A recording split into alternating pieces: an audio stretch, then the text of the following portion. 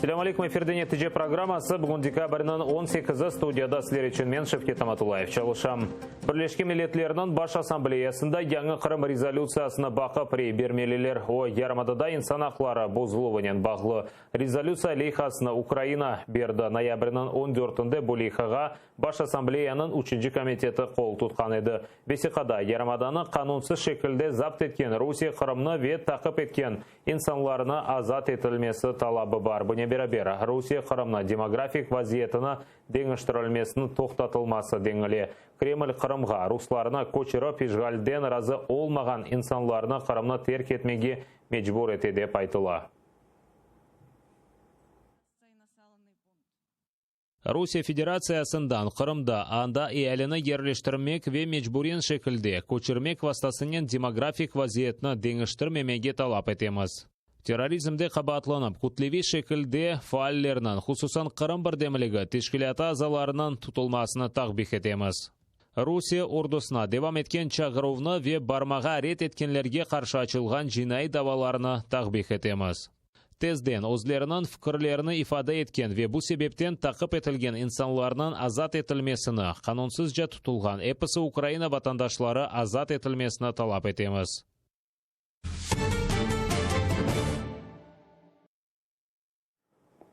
200.000 гектар еріне 10.000 гектар. Президент Владимир Зеленский наразыларыны ешіті бір елге сатыла білген топырақ көлеміні эксілтмеге разы олды. Бұны Киев елейтінде чифтчілерінен көрішкен вақыт айтты. Зеленский аграр сиясеті комитетіне өзі қанунға кереклі деңішмелеріні теклиф етмеге шандырды. Юқары шура бұл қанунны бірінші оқуда бір ай евелсі қабыл еткен еді. Бір күнден есе юзлерже чифтчі юқары шура өне чықып топырақлар сатылышына қаршы олғанны білдірділер. Кеченлері есе әкимет кварталында олған наразылықлар полиция елет чатышмаларынан екінленді. Көскесі газ, таяқлар ве ташлар қолланылды. 17 полис хадима яраланды. 26 митинг іштіракчысы тұтылып, біраздан азат етілді. Там було питання по концентрації землі. Тобто вони з самого початку внесли 200 тисяч гектарів. Це дуже багато. Згоден. Знизили до, я знаю, до комітету дійшла цифра 20 тисяч вже. 20 тисяч. До 10 тисяч. Нормально? Президенттің қой қожалық топырағы сыңырлы көлемде сатылмасы теклифін аграр комитеті огренмелі, ләкин қапылар артында бұны комитетінің ел башысы Николай Сольский айтты. Бүгінді юқара шура оғынды наразылық көстергенлер топлашты. Өле вақтында оларының янына Слуга народа фракциясының ел башысы Давид Арахамия шықты. Наразылар онен дұйғылы лаф етті. Надо очень правильно формулировать вопрос. Когда вы говорите, хотите ли вы продать землю, большая часть людей говорит нет. Это правда, потому что земля для крестьянина это самое важное. Он будет голодать, но он говорит, детям отдам. Это я согласен. Это нет, это правильно. А когда ви питаєте інше питання, кажете, хочете ви вільно розпоряджатися, мати можливість, якщо ви захочете, ви свою землю продавати, щоб ви це могли зробити. Право. Це не національний земельний. Не національний земельний. Правильно. Він погодиться, є така правка. Юқары шура депутатларынан тоқын мамазлық статусына ләғу етті. Екінші оқуғда қанун лейхасына 291 халық депутаты қол тұтты. Анаясаға кірсетілген деңішмелерге Батькивщина, Голос ве Европейская солидарность фракциялары қол тұтмады. Депутатлар жинайет япсауларының даваларының набу ве девлет таққатлар бюросы бақып олажақ. Ләкин депутат яқаланмасы, евінде Тинтов кечірілмесіне апске алынмасы үшін баш прокурор разылық бермелі. Бұл қанун лейхасына Слуга народа фракциясынан депутатлары теклиф етті. Раніше Верховна Рада, комітети і також депутати в залі брали участь у вирішуванні, чи притягати депутата до відповідальності чи ні, арештовувати його чи ні. В результаті в попередньому скликанні близько половини подань Генерального прокурора до Верховної Ради не були підтримані у повному обсязі. Тобто не правоохоронці займалися розслідуванням, а депутати вирішували, віддавати свого колегу на розсуд суду чи ні. Ми забрали Верховну Раду, ми забрали комітети, і тепер це винятково повноваження і можливість правоохоронних органів розслідувати. Ідея цього законопроекту полягає в тому, що відсутні штучні перешкоди в розслідуванні злочинів, які вчинятимуть народні депутати. Оце є найголовніше. І для суспільства найголовніше що? Щоб такий депутат був перешкодно, але у виключній відповідності до закону і без політичних переслідувань, тому що тут є дві сторони, так? Щоб не було таких переслідувань, які насправді були в історії нашої держави, щоб він був притягнутий до кримінальної відповідальності. І щоб це притягнення не можна було оспорити ні в Європейському суді з прав людини, де є порушення, ні в наших вищестоящих судах. Тепер це робиться не через запис в Конституції, а через відповідні зміни в кримінальні і інші кодекси. А ключове питання – це відокремити політичну діяльність від бізнесової, на жаль, цей закон не вирішує. Як тільки відкривається справа проти народного депутата, його треба про це повідомити. Ну це здоровому глузду суперечить, тому що ж ти після цього будеш щось робити протиправне, якщо ти знаєш, що за тобою вже і стежать, і все, і проти тебе справи ведуть. Потім пропонувалося, що перед тим, як іти, наприклад, на арешт чи обшук, теж треба повідомити Верховну Раду. Ну, ви собі уявляєте людину, яка буде вдома сидіти, чекати, не спалюючи документів, нічого не приховуючи про обшук, коли вже повідомили Верховну Раду, і його колеги сказали, що до нього прийдуть на обшук. Ну, це просто, знаєте, вже, коли намагалися зробити ще гірше, ніж є зараз.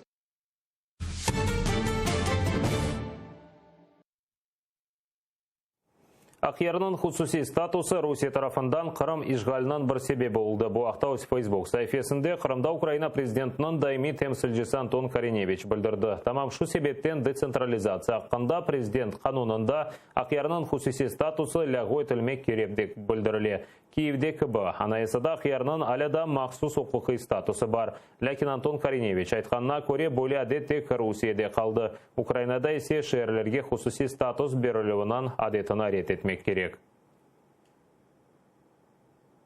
Переконаний, в Україні не повинно бути особливого статусу для будь-яких міст. Місто Київ, як столиця, має статус міста-столиці, і це предмет окремого регулювання. Але це не особливий правовий статус. При цьому саме особливий правовий статус Севастополя по факту став однією з причин окупації півострова в 2014 році. Саме він, по суті, створив підстави для розміщення на території України військової бази іноземної держави, яка в подальшому це використала для захоплення наших територій та розв'язання війни. Бұл вақтесе президенттің Қырымдаки даими темсілжілігінің ресми Facebook сайфесінде ұлған баш ресімінден тамға қайып болды. Анда тек тризуб ве девлет байраға қалдырылды. Бұл президент темсілжісінен Сабық Муавина Изет Кданов начывландырды. Оқайды еткеніне көре шымдыки акимиет Қырым ве Русия тарафындан тақып етілген Қырым татарлар аққында ұнытты.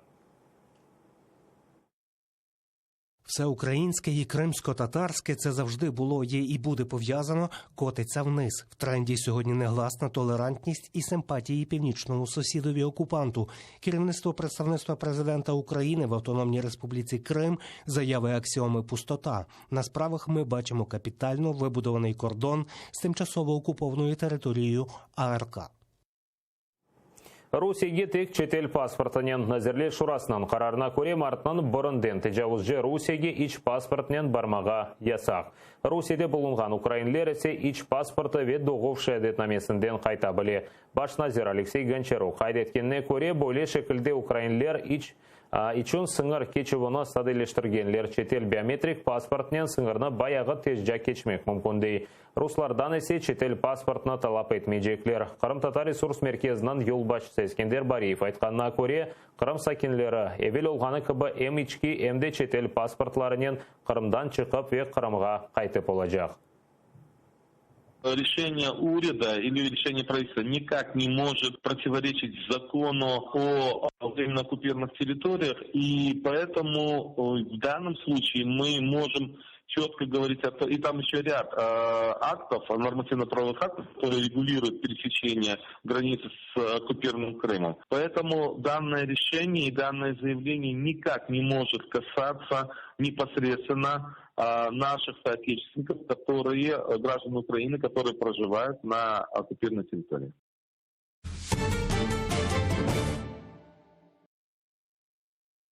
Туғанларнен Корошов ясақ Ахмеджетте жғалжелер махкемесі Алие Эмирусиинованан шекетіні қанатлендірмеді. Ойында аман-аман бір ел сезуда тұтылған омыр арқадашы Рустем Эмирусиинов еле Корошмеге ясақны шекеті тежек олды. Аттай жғалжелерінің қанунлары бойынша яқаланғанлар өз туғанларынан айда екі кере Корошмеге аққа олғанына бақмадан Будил içinde Рустемге не апайыны, не де балларыны кірсетмеділер. Умыр арқадаш айтқанна көре ресми шекілде ясақ yok, ама Ахмеджет СИЗОсының мемориеті оны кечірмей. Несовершеннолетние дети находятся без возможности видеться, встречаться со своим отцом. Данная жалоба на сегодняшний день отклонена.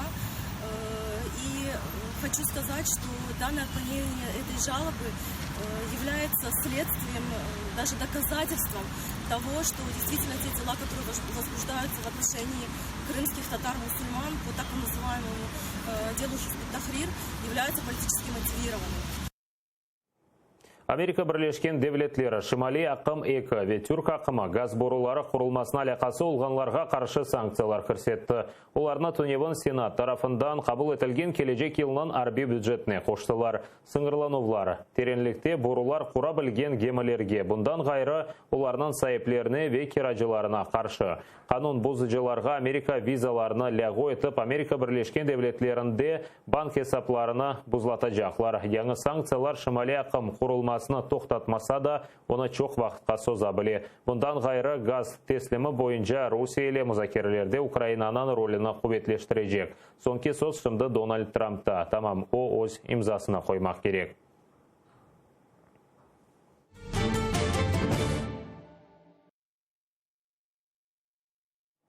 Оз мемлекетінің азатлығы үшін күрешті 20 асырынан зиялыларынан бірі еді. Президент олған диссидент Вацлав Гавелны дүния бойынша бөле қатырлайлар. О Чехословакияның соңки ве Чехияның бірінші президенті еді. Гавел Қырым-татар халқына достане мұнасебетті еді. 2014 сенесінден да чоқ еллар евелсі о Русия еле мұқайтылмаға чағырайды. Вацлав Гавел 80 уч яшыны толдырмақ керек еді. Бұл күн 8 елі вел о ағыр хасталық нәтижесінде вефат етті. О күнден башлап декабрінің 18-ы Чехияда Вацлав Гавел күні оларақ адыландырылған. Оның ішлері ясақ етілгені озуа аман-аман 5 ел апсты кечіргеніне бақмадан біраздан мұхалиф лидеріні Чехословакия президенті оларақ сайладылар.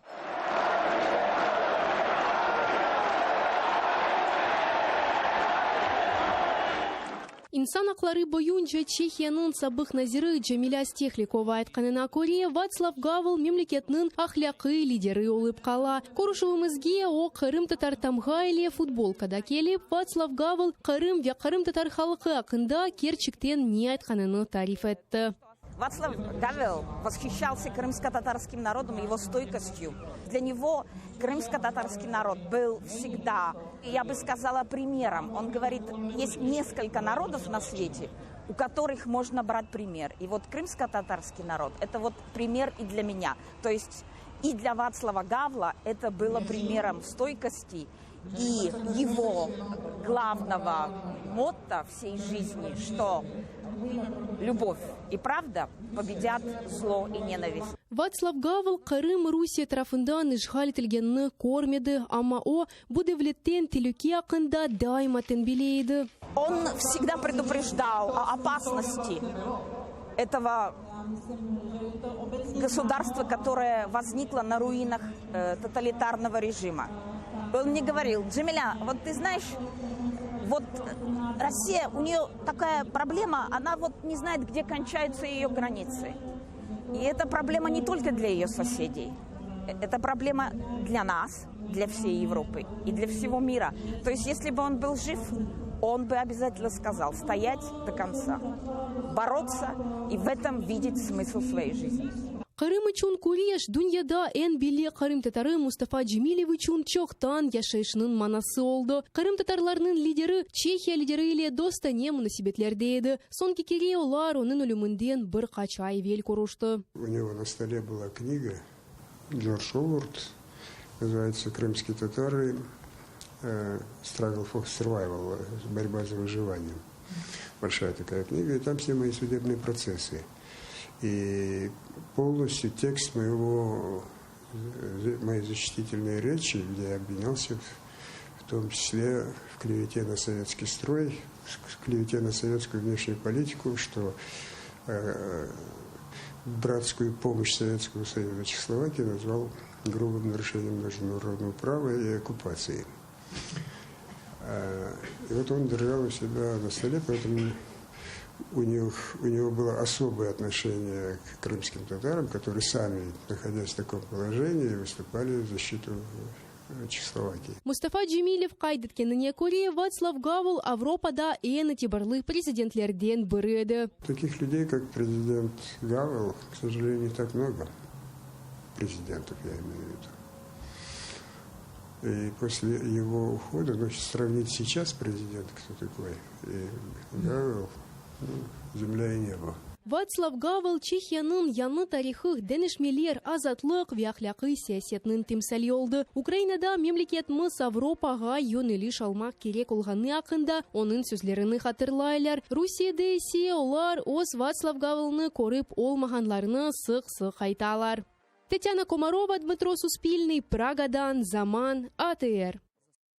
Удақада нәтиже программасы сонына етепіңізге қайырлы ақшамлар тілейм. АТРден айырылмаңыз. Шымды есе Америкада Бірлескен Миллетлерінің Бас Ассамблеясында Қырымнен бағлы резолюция бақыла шымды есе жанлы яйында бақа білеміз. Генеральная ассамблея